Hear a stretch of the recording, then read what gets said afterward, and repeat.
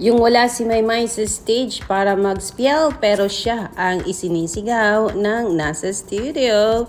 Let's go and listen to this. Original, kilabot ng mga college girls. Kilabot ng mga college girls. Yan na lang. Last 2 minutes. Apa. Got you. Thank you. Thanks. Uy, susunod si Darren na nga, kakanta nga Alhaji Alejandro. Darren, babo ka na! Darren!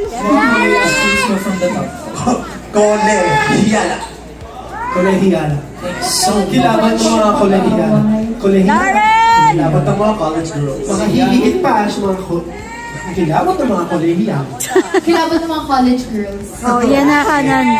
Kilabot. Hello po. Hi, Darren! Darren! Darren!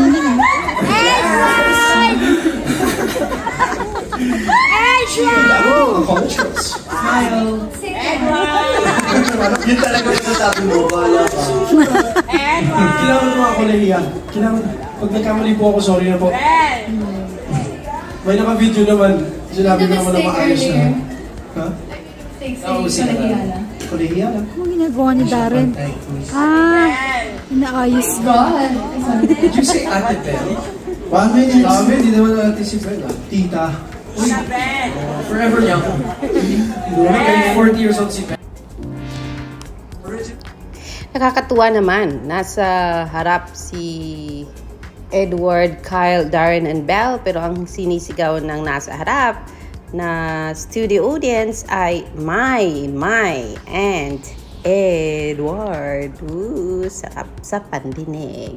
Magandang umaga. Happy birthday, My.